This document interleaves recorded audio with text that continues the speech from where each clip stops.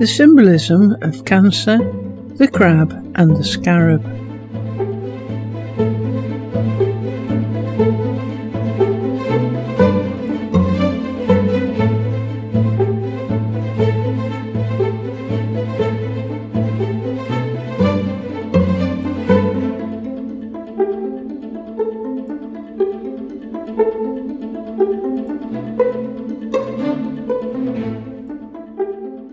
Cancer, crab in Latin, is the fourth astrological sign in the Zodiac. It spans from 90 degrees to 120 degrees celestial longitude. Under the tropical Zodiac, the Sun transits this area between approximately June the 22nd and July the 22nd. And under the sidereal Zodiac, the Sun transits this area between approximately July the 16th and August the 17th.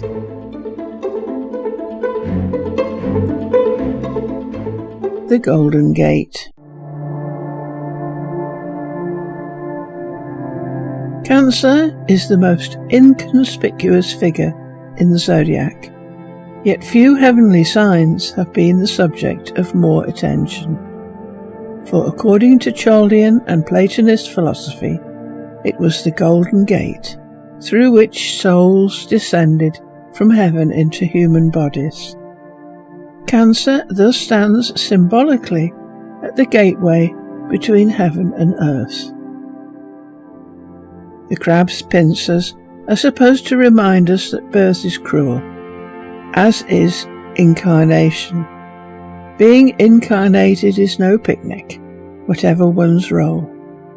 The crab appears in the tarot card of the moon, the symbolic home of souls ready for reincarnation.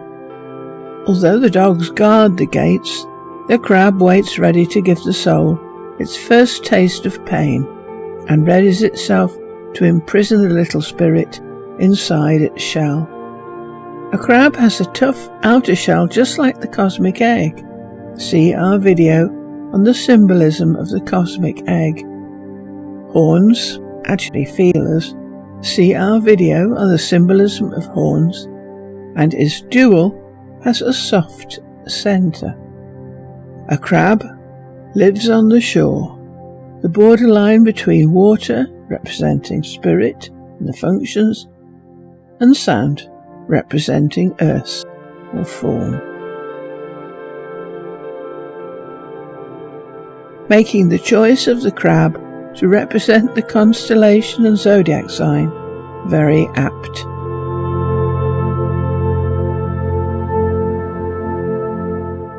The solstice. Crabs walk sideways, mimicking the sun's behaviour during the summer solstice. The word solstice is derived from the Latin sol, sun, and sistere, to stand still. This is because at the solstices, the movement of the sun pauses at a northern or southern limit before reversing direction. The crab performs a sideways scuttle rather than a direct linear line, so it mimics the movement of the sun as it reaches the summer solstice.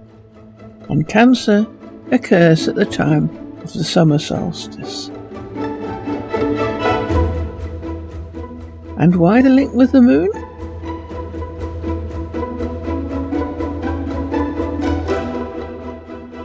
Crabs are influenced by the phases of the moon and the tides which are governed by the moon. Cancer also represents the mother, and the moon is symbolically the mother. So if we summarise for a moment, when a person incarnates, it is said to come from the moon, the mother, and the soul passes through the Golden Gate. But in Aleister Crowley's tarot card, it is imprisoned by a scarab, of which more shortly, and appears to be striving to escape.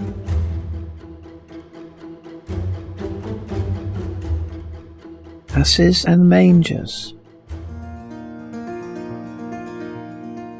There is another interesting symbolic link that needs explanation, and we need to go back to the stars in the constellation to understand it. Remember that according to Chaldaean and Platonist philosophy, Cancer had a golden gate through which souls descended from heaven into human bodies. Cancer contains M44, the beehive cluster, also known as Praesepe, which is Latin for manger or crib. The manger contains around 1,000 stars and can be seen with the naked eye. Next to the manger are two stars called the asses, Asellus borealis and Asellus australis.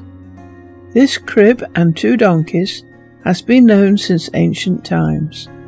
Hipparchus, about 130 BC, shown holding a globe to the right of this painting, refers to the cluster as Nephilion, little cloud, in his star catalogue.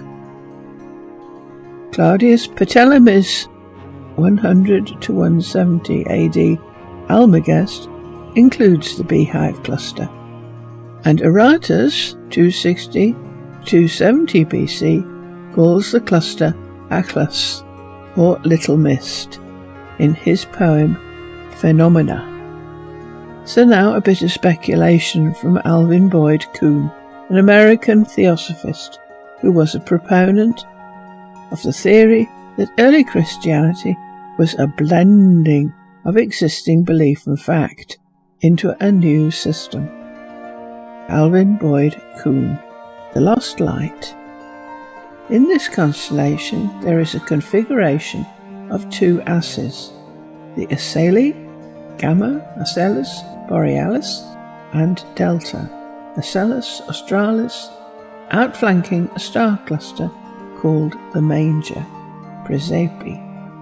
Some think this might be the origin, as seen in nativity pictures, of the birth of Christ and of the positioning of a donkey always behind the manger.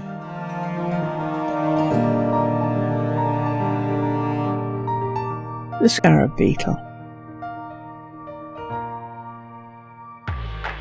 In the Egyptian records of about 2000 BC, Cancer was described as a scarabaeus, the scarab beetle, and it was sacred. Scarab beetles are dung beetles, living ecologically essential lives but looking rather drab. But when depicted in Egyptian art, they are shown transformed into luminescent beings reaching for the sun, conveying ideas of self-transformation and ascent towards the light. The beetle has discarded its old mundane form and become a beautiful creature. It may be the son of the moon mother, but it reaches for the sun father. And it pushes the moon, mortality, away behind it, all by itself, as it reaches up towards immortality, the symbolic sun. So again, let us summarise. The immortal soul, that part of us that is the most beautiful and innocent, is born symbolically via the Golden Gate. In Christian symbolism, we know this from the adoption of the manger and donkey as symbols. Notice the Golden Gate above in this painting by Botticelli. Once on earth, amongst the symbolic dung of power and greed, it becomes a somewhat drab creature, always attempting to gather this dung and push it away from itself and behind it. But within this ball of dung it gathers in its massive effort to clean things up, a new beetle grows, an egg, from which a luminescent and very beautiful beetle emerges, a god. Alvin Boyd Kuhn, The Lost Light. They say also that the beetle lives 6 months underground and 6 above. If he does, nature surely has cast him in the role of Persephone, not to say that of the human soul, figuratively. But the beetle has further instruction for us. Observe that the beetle deposits its ball of eggs rolled in dung in the earth for the space of 28 days, a lunar cycle, during which the moon passes through its smaller round of the 12 zodiacal signs.